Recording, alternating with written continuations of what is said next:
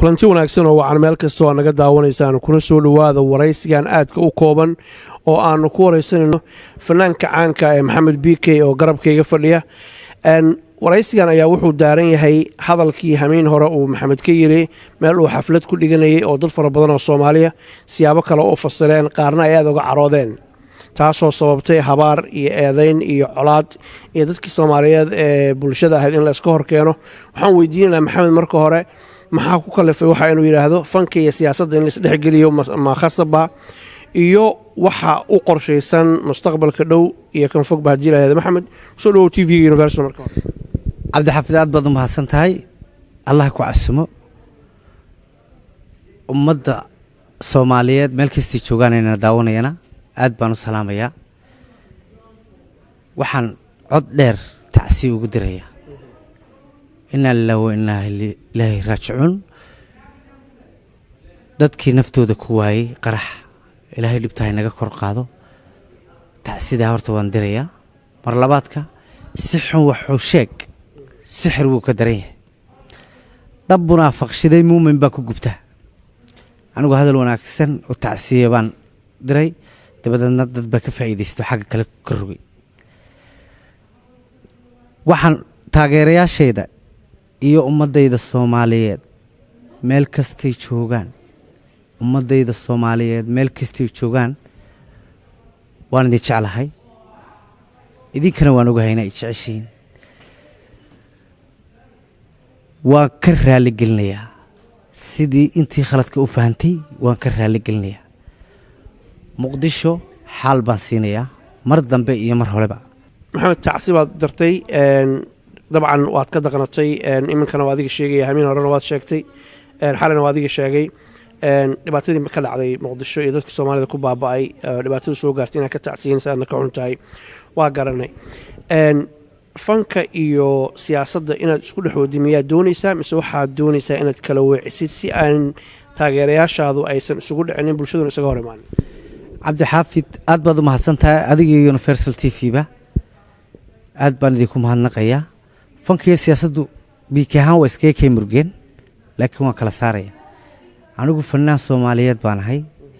muraayada gariina sitee waan iska saaraya fanaan Soomaaliyeed baan ahay meel walbana waan tagayaa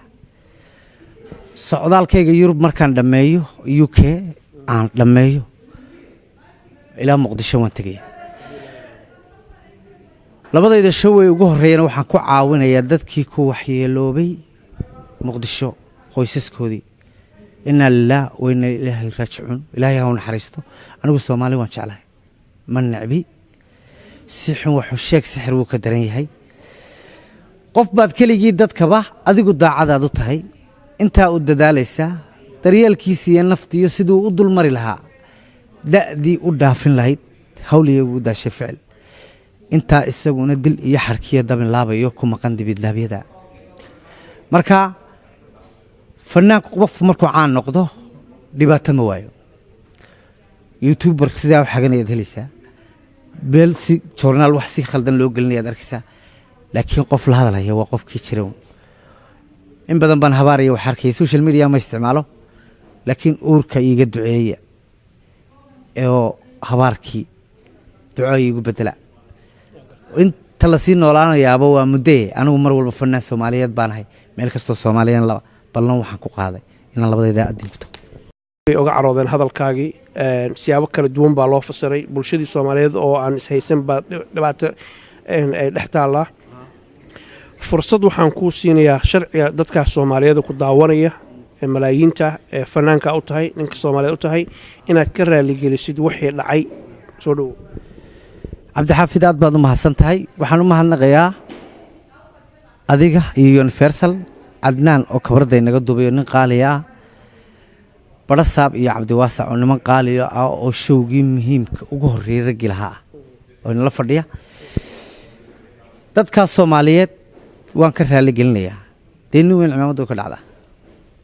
khaladkuna waa la ismoodsin karaa igu tuurade markii hore cimaamada waa igu tuurteene igu tuura anigu siyaasad dambena kuma jiro ballan waxaan idinku qaadayaa meel kastoo Soomaali joogto inaan idinku imaado waan idinka raali gelinayaa I love Muqdisho xaalna waan siinaya intaas ayaanu kusoo gabagabaynaynaa haddii ilaahay yidhaahdo waraysigan aadka u kooban ummadda soomaaliyeed qof aan khaldamin ma jiro maxamed waa maqlaysaan raalli kama ihi buu yidhi wixii dhacay waa ka xumahay ilaahay baan khaldaminin shicibkaas soomaaliyeed ee walaalaha isdugsanaya colaad iyo dhibaato yaan la dhex dhigin yaana laga faa'iidaysanna xumaan loo fasirin qof aan khaldaminin adduunka ma jiro walaalka hadduu raalli ku yidhaahdo madaxaa la saartaa aad baa u mahadsantihiin maxamed aad baad noo mahadsantahay thank you cabdi xafid